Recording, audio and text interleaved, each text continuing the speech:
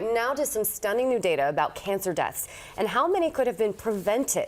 The new study by the American Cancer Society says nearly half of all deaths were due in part to preventable risk factors. Yeah, we want to dig a lot deeper into this, so we have ABC's medical correspondent, Dr. Darian Sutton, here to talk about it.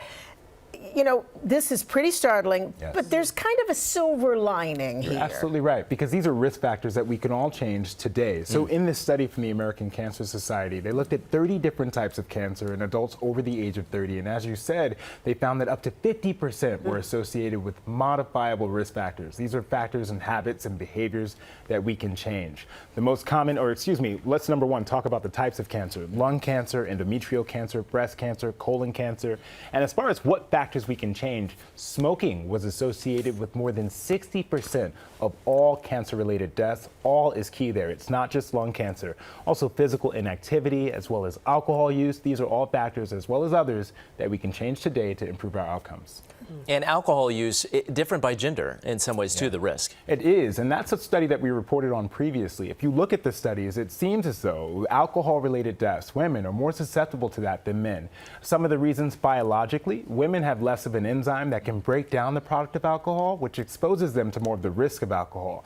It's unfortunate because a lot of these studies don't include women, and that's another reason why we need to diversify studies to make sure that they include all, so that they can apply to all. Right? That's a whole nother can of worms. Exactly. Or something like, I want to go, well, why not? Yes, absolutely. And I know you can't get it right now. So these lifestyle changes, though, obviously, you know, it's important research that it maybe could reduce cancer deaths. But what if someone wants to be proactive? Yeah, so adopting these, does that help? Absolutely. Number one, obviously, quitting smoking. Obviously, abstaining and limiting alcohol. Also, for our diet, making sure that you're limiting processed food, limiting red meat as well, because we know that that has a known association to increased rates of colon cancer, and protecting our skin. SPF 30 during this summer and all times, as you know, applying it every hour, at least every 2 hours, and then also making sure that you're getting screened. Early detection leads to early diagnosis, and early diagnosis always has a better outcome. You know, we've got the study now, but most of us have known about these risk factors. We've known about the behavior.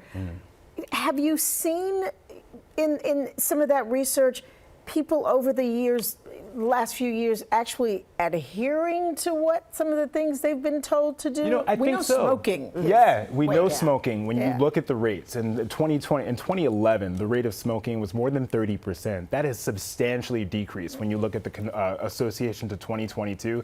I think generations are becoming more cognizant of our risk, and I think that that's wonderful and important. But there are new risks that we have to pay attention to. During the break, we were talking about vaping, for example. We don't yet know how that is associated to long-term outcomes. So making sure that you're paying attention to these things, and some of these results haven't been done yet, so we always have to be cautious. What cancer is tied to the most preventable? I mean, you know, which cancer would you... Smoking is the right? most common cause. Yeah, more than 60% of cancer-related deaths. And again, it's all. So smoking is one of those things where it's just clear and obvious that we have to stop. So if you're not smoking, you're already winning. You're already winning. And now we're going to take some more steps, get off the subway earlier, take some more footsteps, you know, stop smoking, limit your alcohol, trying to make our diet as good as possible. These are all things we can all do.